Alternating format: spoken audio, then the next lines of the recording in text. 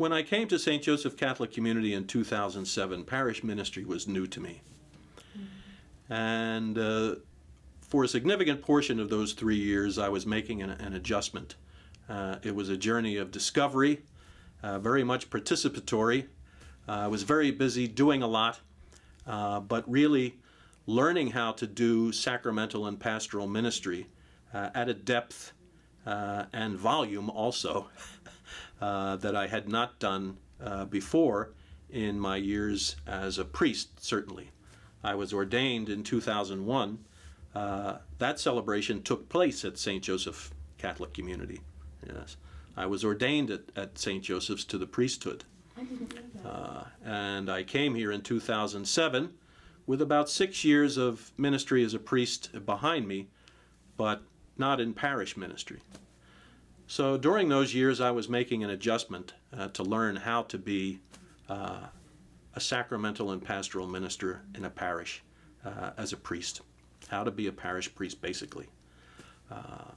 And so I was involved in all kinds of activity in the life of the parish, all the sacramental ministries of the parish, and I gave significant support to the preparation of engaged couples for marriage.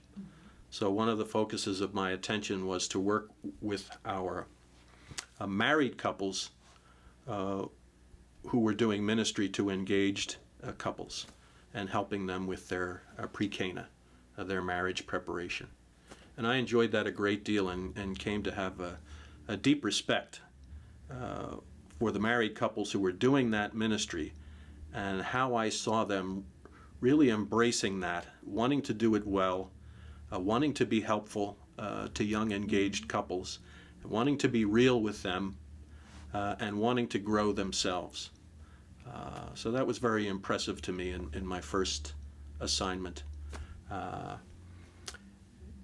second time I was here, during much of that time, I also served as the director of the local Marianist community, which consisted over those years of myself, Father Neville O'Donoghue, who came as pastor and came from Ireland, a Marianist priest, but born and raised in Ireland, joined the Marianists in Ireland, and came to the U.S. To live and serve for the first time, although he had done some formation and had other experiences in the States. When Father Neville came to join the team at St. Joseph Catholic Community, this was going to be his first sort of stable ministry assignment in the States, and he became a pastor as Father Terry Wyke moved on from that role. So it's myself in the community, Father Neville, Father Paul Reich, a revered, much beloved and esteemed member of the parish staff for many, many years, Brother Jesse O'Neill, who had also been a member of the community and a part of the life of the parish in various ways. Brother Jesse has served at Mother Seton Academy, and St. Joseph's has had a very rich partnership with Mother Seton Academy, a middle school in northwest Baltimore City, for many years. And then also during my years, young Marianist brothers, Brother Michael Chury was in our community and served at Mother Seton Academy, and also Brother Justin Quiros, who served at Mother Seton Academy as well. Both of those young men were focused on education as they prepared and developed as Marianist religious. I think, one of the really sensitive things that occurred during that time that combined my role in the parish with my role as the director of the Marianist community was the time of Father Paul Reich's transition from the community. He was elderly, in his mid-80s and beginning to struggle physically. Psychologically, mentally, spiritually, sharp, sharp as he ever was, and very wise. But physically, he was weakening and becoming vulnerable. And so to see that occur and to journey with him through that was very sensitive. So when it came time for the Marianas Province of the U.S. To address Paul and offer him a new assignment in one of our care centers, he's in Dayton, Ohio, where he continues to do well.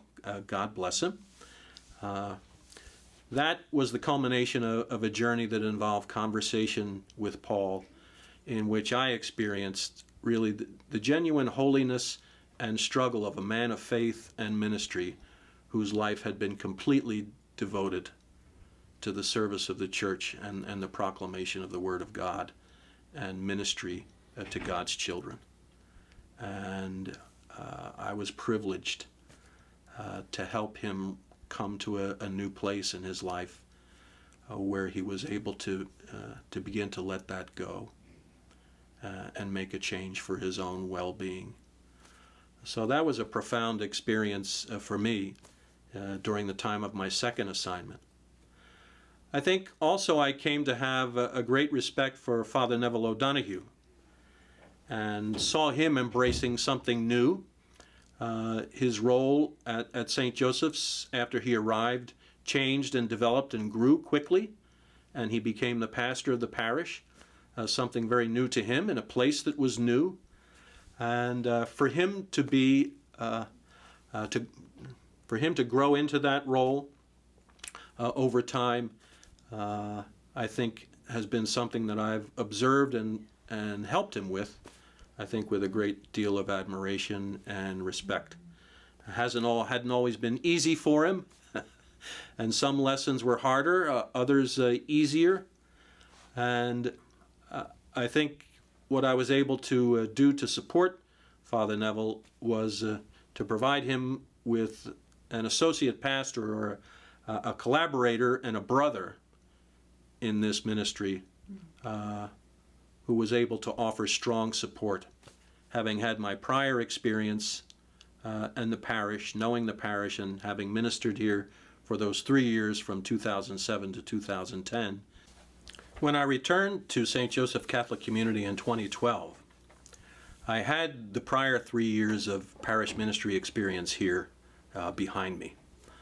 So when I came back, parish ministry was no longer new to me, and neither was the life of the community. And so as Father Neville O'Donoghue grew into his role as pastor, I was able to give him strong support, and he knew that he had someone he could count on to be able to be with him in ministry here. And one of the things I appreciate about Father Neville is he recognized that we were doing ministry here together. You know, he had a role that was appropriate to him and responsibilities that went along with that. But we ministered here together in a spirit of fraternity as Marianist religious.